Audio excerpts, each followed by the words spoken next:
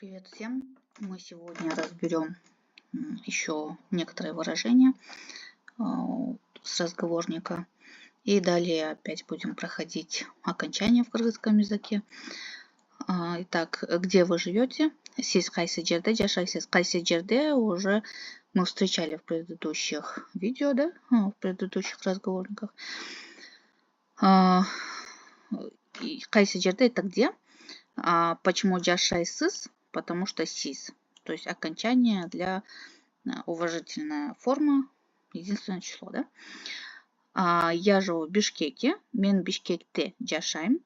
Здесь у нас получается по-русски мы добавляем предлог в кыргызском мы добавляем окончание для жатыш жөндөмө, кайда, каякта, и получается окончание добавляем Бишкекте, так как заканчивается слово Бишкек на согласную, предпоследнее Е, ставим окончание Т. Это мой друг, бул менин досум. Бул менин досум, здесь мы используем илик жөндөмө. Почему ставим окончание досум? Потому что менин, да? Мне здесь очень нравится еда. Бул жердин тамагы мага абдан жагат. Здесь обратите внимание на то, что мы здесь тоже использовали илик жөндөмө. Здесь получается еда, которая здесь. Здешняя еда мне очень нравится. То есть в кыргызском илик жөндөмө он как бы более широко используется, поэтому здесь мы тоже его можем использовать. Я путешествую с семьей. Мен үй бүлөм менен саякаттап жатам. Здесь обратите внимание, что опущено местоимение менин. Менин үй бүлөм моя семья. Менин үй бүлөм менен саякаттап жатам. То есть здесь получается чуть-чуть тавтология, поэтому убрали менин. Но подразумевается то, что здесь есть слово менин, поэтому үй бүлөм. Мен үй бүлөм менен саякаттап жатам. То есть я со своей семьей путешествую. Мы туристы, биз, турист биз. Почему биз? Потому что биз, да, окончание. Так, далее в ресторане. Столик на двоих, пожалуйста. Эки кишиге үстөл сураныч. Здесь мы использовали кому кишиге, то есть эки кишиге для двоих человек или да, кому для двоих человек, да. Үстөл сураныч, стол, пожалуйста, да. Меню, пожалуйста.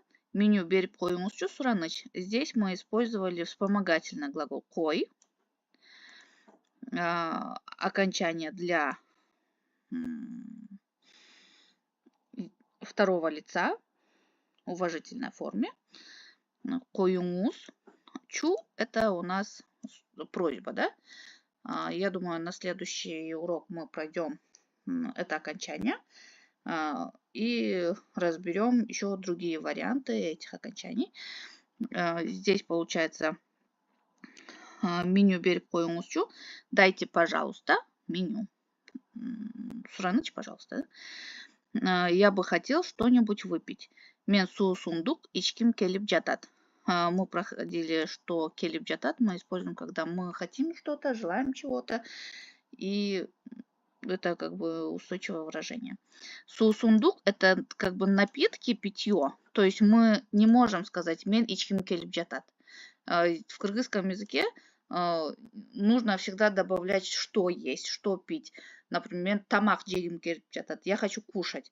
То есть в русском языке мы вот это дополнение как бы опускаем. В кыргызском мы всегда используем это дополнение. Допустим, что? Я хочу выпить чай. Мен чай ичким келип жатат. Мен кофе ичким келип жатат. Мен суу ичким келип жатат. Мен суу сундук ичким келип жатат. То есть я хотел бы что-нибудь выпить, но здесь имеется в виду из-за того, что не конкретизируется, что мы используем слово суу сундук. Суу сундук это в общем питье. Чашку чая, пожалуйста. Бир чыны чай, сураныч. Чыны это чашка. Чай. Ну, здесь мы никаких окончаний не добавляем. Просто как есть бир чыны чай, сураныч. Кофе с молоком, süt менен кофе. Здесь получается с в русском, в кыргызском менен. Кофе с молоком, а в кыргызском говорим süt менен кофе. То есть не кофе менен süt. Если кофе менен süt, скажем, то это получится молоко с кофе, да? Счет, пожалуйста. Счет беріп қойыңызчу сұраныч. Тоже здесь мы использовали қойыңызчу как в меню, да, когда мы просили меню. Приятного аппетита. Тамағыңыз тәтті болсын. Здесь обращение к уважаемому лицу, второму лицу уважаемому, да, взрослому одному. Тәтті болсын, тәтті сладкий. Болсын, пусть будет сладок. Пусть будет сладка ваша еда. Ну, если дословно, то вот так переводится. Очень вкусно. Абдан дамду. Ну, в принципе, я думаю, основные моменты разговорника мы разобрали. Поэтому со следующего урока будут окончания. Подписывайтесь на мой канал, ставьте лайки.